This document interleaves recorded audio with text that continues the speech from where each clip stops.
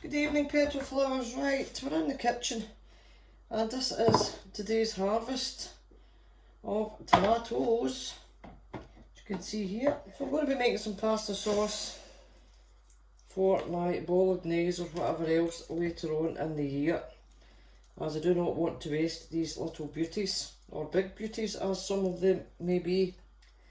And I am also going to, with the small ones, because quite simply they're far too small to be peeling, I am going to be making some, hopefully some salsa with this.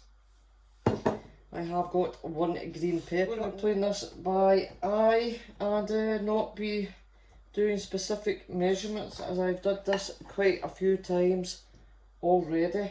One thing I'm going to be very specific about is bringing up the acidity level when it comes to tomatoes, because they're borderline, by adding some pure concentrated lemon juice to each jar.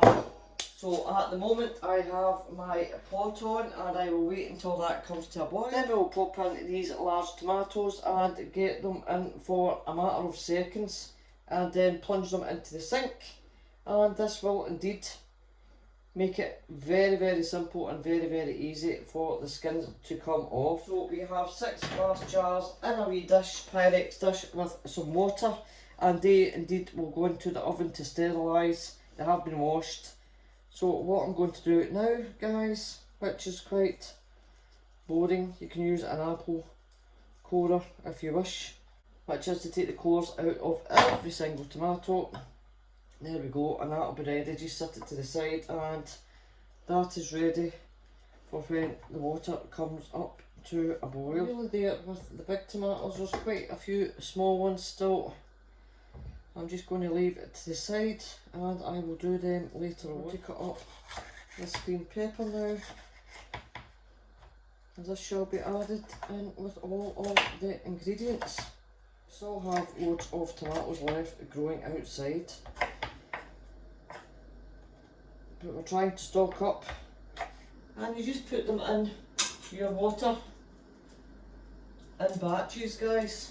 Now this pan here, it is to be brought up so it's hot but not boiling, because this is where you have your lids and my little funnel. I can't find the bigger one with the wider neck, and obviously my soup spoon. I think we have the basin of cold water. There we go, and I just plunge them into the cold water. Look, and the chickens will get this as well, and I'm just putting that back in the cold water just now to stop the cooking. We're not wanting to cook them, I just want the skins off.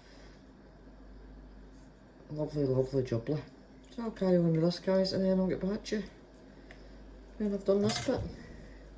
As I really do love garlic,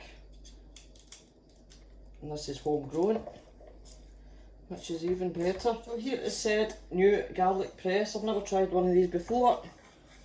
I'll give it a little bash. See how it does. It's like a wee grater.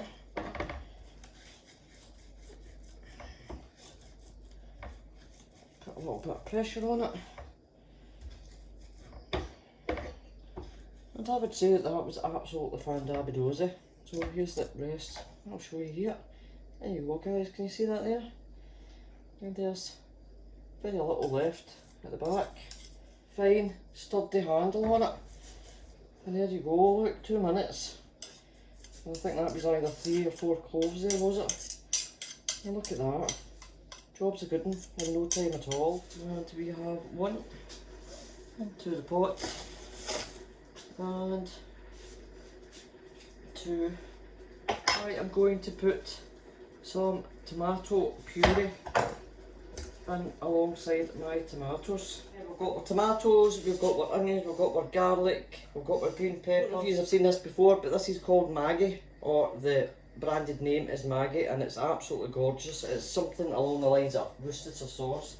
So I'm just giving that a wee whisk. It's not nippy at all, but the flavour of it is unbelievable. And then I am indeed going to add some Worcestershire sauce. About a tablespoon of Worcestershire sauce. And I'm going to be using herbs de Provence, which is rosemary, thyme and basil, and I would say about 2 tablespoonfuls of that goes in here. Then I will bring you back once this part of the sauce has been simmering for a good hour anyway, and then I'll have another wee look at it. As it stands, that'll be boiling away on a gentle boil for the next hour, until such times a lot of the moisture, the water from the tomatoes, will disperse. I'll check in an hour's time and we'll see if it's thickened to a penny, okay? Okay everybody, I am back, and that is just over an hour and a half of this sauce simmering and cooking away. Everybody, that is the sauce ready for putting into my jars. Oh, I just wish I could put this up somewhere so that you can see the whole thing. Anyway, I am now going to the oven, and I am going to bring out said sterilised jars. Well, that's our 6 jars. I probably, more than likely, will not be using them all. Is bring out my lids. It is very careful. Be very careful, never ever ever to touch the inside.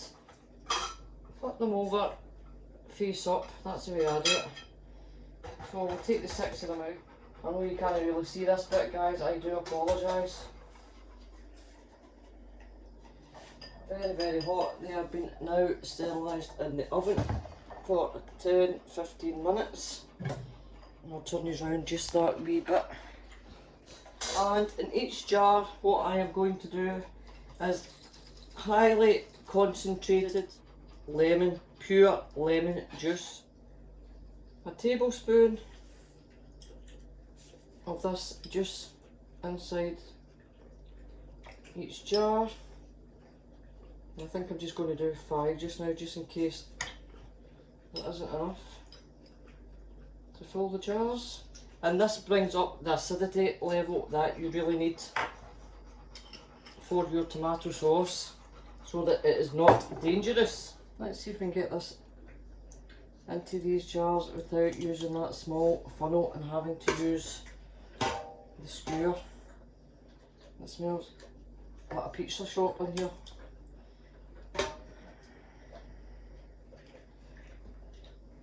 And that's about how much headspace I am wanting in this jar. It's a lot less messier, guys, if you are indeed using a funnel to fill these jars up. Now, it would take me an absolute age, guys, to fill these jars up if I was using that small funnel. I had intended on doing it, and I tried it, and believe it or not, made more mess. That's what I am doing right now with just using the soup ladle. I'm actually going to get 5 out of here.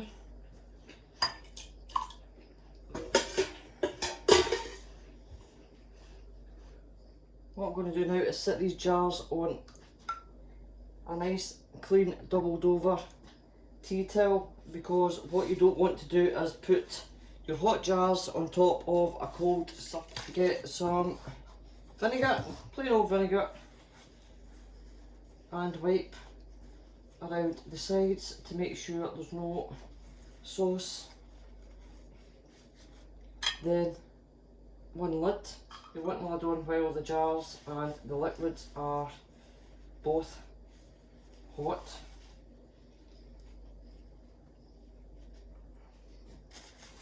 There we go, one more.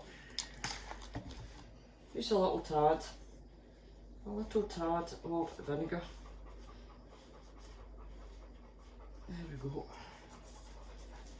Gently round. And the jars will get a little wiped down once the process is totally finished. Right everybody, what you do next is you fill your pan up half full. If you do indeed have a canning pan of your own, then it'll probably, or more than likely, come with all the utensils. This is just my big soup pot, jam pot. And what I have decided and have been using is use my little metal rack for setting your pots on when you bring them off the stove. I just fit that inside here, ouch, and it fits absolutely perfectly. That water is just coming to the boil, I will place the 5 jars in and around. And your wee rack is obviously so that the bottom of your glass jars do not touch the bottom of said pan. Oh, this is terrible, where are you?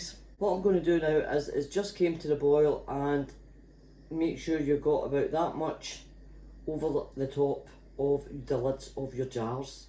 Okay, so that's the water came to a boil, and now what I'm going to do is let that boil away for roughly 40 minutes.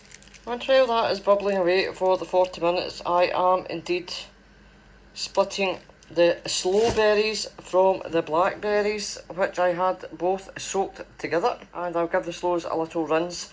I will not be making jam tonight, definitely not, as it's daft o'clock, and I'm just going to go through that with a fine tooth comb just to make sure there's no wee mouldy bits or bobs, and then both shall be getting popped into the freezer. There we go.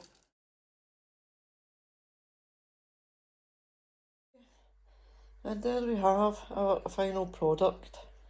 5 jars of perfectly sealed tomato or bolognese sauce. So till the next time, au revoir, toodle pip, give it a bash. Bye-byes.